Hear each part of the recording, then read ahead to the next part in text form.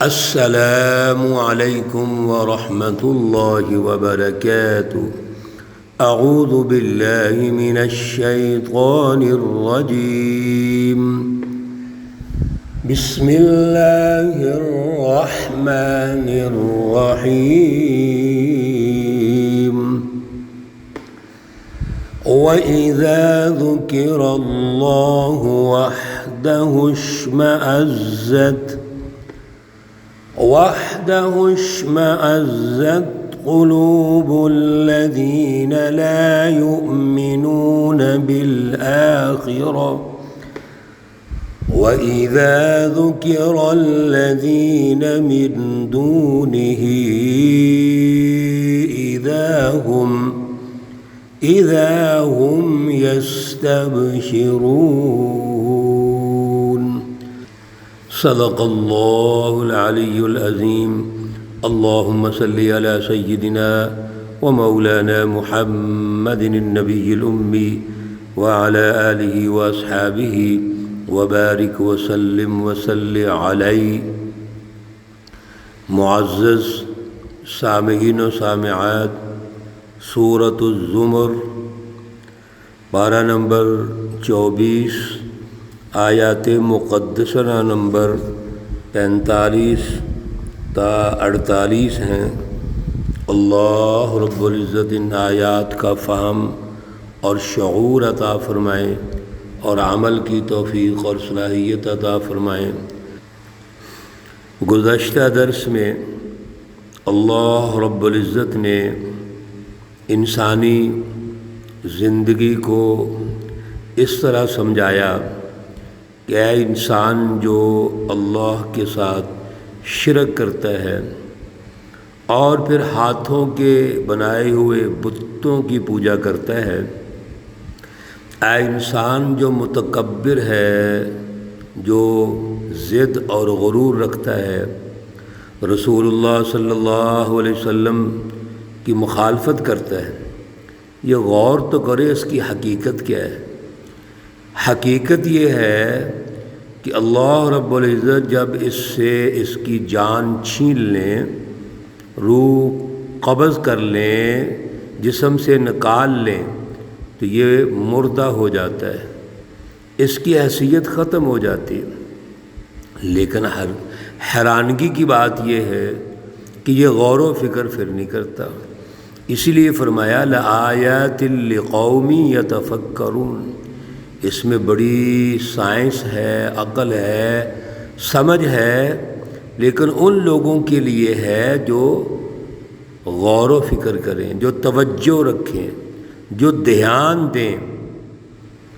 اور پھر سب سے بڑی بات کہ اللہ رب العزت کے سامنے تو کسی کی کوئی مجال نہیں ہے کہ اللہ کے سامنے بول سکے یا کوئی بات کر سکے۔ تمام تر سفارش اللہ کے اختیار میں ہے۔ اس لیے کوئی شخص یہ جو بظاہر سمجھتے ہیں کہ بت ہماری سفارش کر دیں گے، کوئی بزرگ ہماری سفارش کر دیں گے، یہ نہیں ہو سکتا۔ ہم نے سورہ مبارکہ کے شروع میں پڑھا تھا لِيُقَرِّبُونَا إِلَى اللَّهِ زُلْفَىٰ، یہ دعویٰ کرتے تھے کہ اللہ کے ہم منکر نہیں ہیں، اور یہ جو بت ہیں یا شریک ہیں وہ کسی عنوان سے ہوں، کسی پیر، کسی مذہبی رہنما، پیشوا یا نبی، یہ اصل میں ہم سفارش کے لیے پیش کرتے ہیں۔ دیکھیے، سفارش تو اللہ قبول تب فرمائیں گے جب وہ سفارش کے دائرے میں آئے گا۔ سفارش کا تصور موجود ہے، یہ بھی ایک انتہا ہے۔ کچھ لوگ سفارش کو مانتے ہی نہیں، حالانکہ احادیث صحیحہ سے اور پھر اللہ رب العزت کی کلام مقدس سے بھی یہ چیز واضح ہے کہ انبیاء علیہم الصلاۃ والسلام اور اسی طرح جتنے بھی لیڈر ہیں وہ اپنی امت کے ساتھ ہوں گے، قائد اپنی امت کے ساتھ ہوتے ہیں، اور اللہ رب العزت قائدین کی سفارش کو مانیں گے۔ رسول اللہ صلی اللہ علیہ وسلم کے بارے میں تو بڑی تفصیلات ہیں، اس لیے سفارش اللہ کے اختیار میں ہے۔ اب ان کا مائنڈ سیٹ کیا ہوتا ہے ایسے مشرکین کا، ظالموں اور کافروں کا؟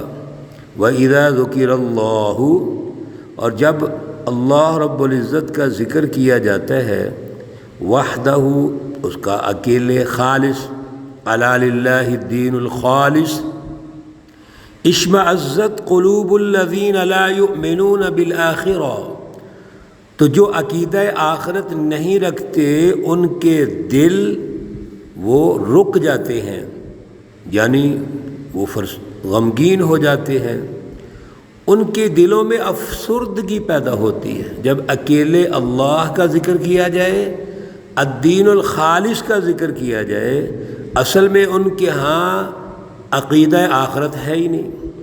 وَإِذَا ذُكِرَ الَّذِينَ مِن دُونِهِ، اور جب ذکر کیا جاتا ہے اللہ کے علاوہ مشرکین کا، شرک جن سے کرتے ہیں ان کا ذکر کیا جاتا ہے، اذا ہم یستبشرون، تو ان کے جو چہرے ہیں وہ خوشی سے کھلکھلا اٹھتے ہیں۔ اللہ کے ذکر سے ان کے دل رک جاتے ہیں، مغموم ہو جاتے ہیں، یعنی اللہ کا ذکر سننا ہی نہیں چاہتے۔ اور یہ مشرکین جو جن کے ساتھ شرک کرتے ہیں، ان کا ذکر آتا ہے تو خوش ہو جاتے ہیں۔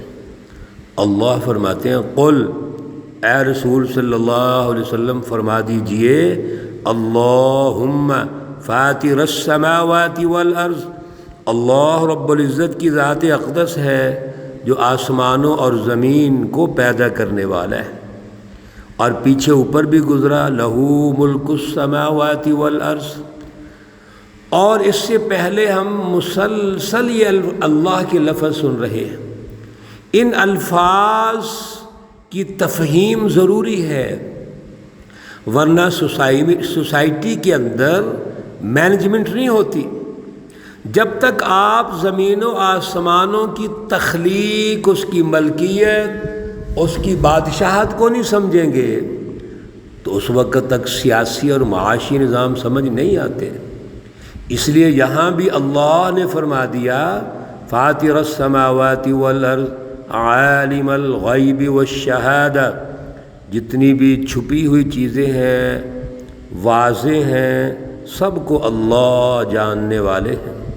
انت تحکم بین عبادک، آپ فیصلہ فرمائیں گے اپنے بندوں کے درمیان، فیما کانوا فیہ یختلفون، جن چیزوں میں وہ اختلاف رکھتے ہیں۔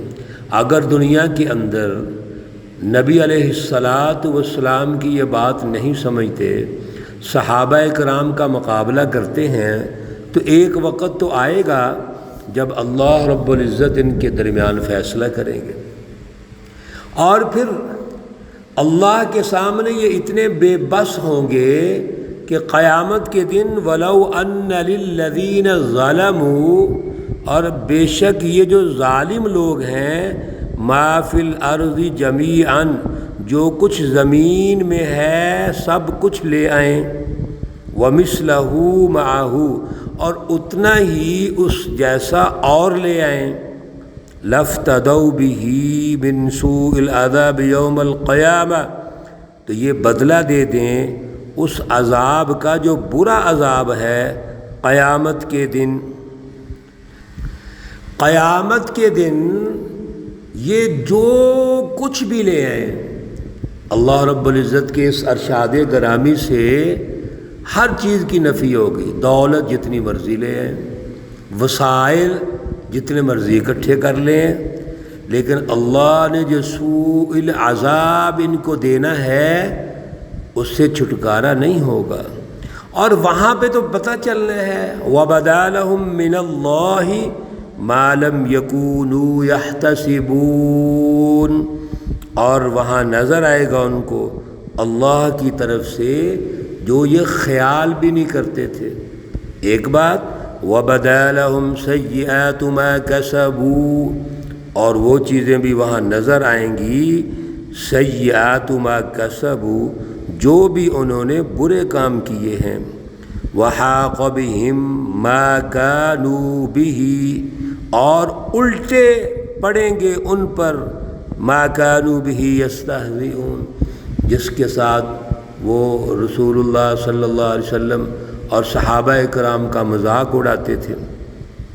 تو قیامت کے دن تو اللہ نے فیصلہ کرنا ہے، جیسے پچھلی آیت میں ہم نے پڑھا کہ فیما کانوا فیہ یختلفون، دنیا کے اندر تو تم نے اختلاف کیا، اور اللہ رب العزت کا طریقہ ہے کہ دنیا میں ڈائریکٹ اس طرح کا عذاب اللہ نہیں دیتے، بلکہ اپنی سچی جماعتوں کو آزماتے ہیں۔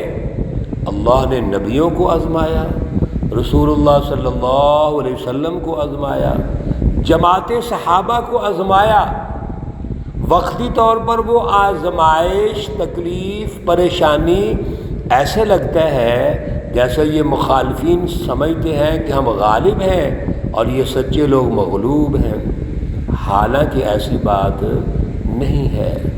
اللہ رب العزت نے یہ فیصلہ دے دیا، اگر دنیا میں یہ بچ بھی گئے تو قیامت کے دن ہر چیز سامنے آ جائے گی۔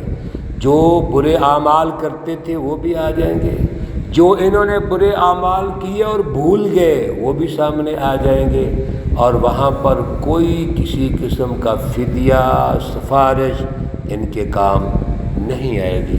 میرے عزیزو، یاد رکھو، سفارش ہوگی، سفارش رسول اللہ صلی اللہ علیہ وسلم کی ہوگی، اور احادیث میں مختلف ایسی بنیادیں ہیں جن پر سفارش کا حق ملے گا، لیکن اس کے دائرے ہیں، اس کے کچھ تقاضے ہیں۔ سفارش تو اتنی ہوتی ہے کہ انسان بہت اعلیٰ درجے کا وہ فلسفی رکھتا ہے، سوچ اور نظریہ رکھتا ہے، اعلیٰ درجے کی جد و جہد رکھتا ہے، لیکن کوئی انفرادی غلطی آ گئی، اجتماعی غلطی آ گئی، کوئی غفلت ہو گئی تو اللہ معاف فرما دیں گے۔ پیچھے ہم نے پڑھا ہے کہ اللہ رب العزت ان کی جو گناہ ہے، چھوٹے چھوٹے گناہ، اللہ نیکیوں میں تبدیل کر دیں گے۔ اس لیے سفارش بھی ہوگی، اور سفارش کی ضرورت ہی نہیں ہے۔ اور بھائی، سفارش کی ضرورت تو وہاں پڑتی ہے جہاں کوئی سینئر کام نہ کرے، کوئی افسر کام نہ کرے، کوئی وزیر اعظم صاحب کام نہ کرے، صدر کام نہ کرے، تو سفارش تو وہاں ہوگی جہاں اللہ ہے اور اللہ مکمل عدل کرنے والے ہیں، انصاف کرنے والے ہیں۔ بلکہ اللہ تو ایک دفعہ ہم اللہ کو یاد کریں، اللہ ہمیں 70 مرتبہ یاد کرتے ہیں۔ ہم ایک قدم اللہ کی طرف چل کے جائیں، اللہ کی محبت ہمارے دلوں میں پیدا ہوتی ہے۔ وہ خدا کیسے ہے؟ ممکن ہو سکتا ہے کہ اپنے بندوں کو پریشان کرے؟ ایسا ہو ہی نہیں سکتا۔ اللہ دنیا میں بھی کامیاب رکھنا چاہتے ہیں، آخرت میں بھی کامیاب کریں گے، لیکن ہمیں ان دائروں میں آنا ہے، اس کے تقاضے پورے کرنے ہیں۔ اللہ ہمیں توفیق اور صلاحیت عطا فرمائیں۔ اللہ رب العزت تمام بیماروں کو شفائے کاملہ عاجلہ مستمرہ عطا فرمائیں۔ اللہ رب العزت تمام مرحومین و مرحومات کو جنت الفردوس میں اعلیٰ مقام عطا فرمائیں۔ ربنا تقبل منا انك انت السميع العليم وتب علينا انك انت التواب الرحيم، وصلى الله تعالى على النبي الأمي محمد وعلى آله وأصحابه أجمعين برحمتك يا أرحم الراحمين۔ السلام عليكم ورحمة الله وبركاته۔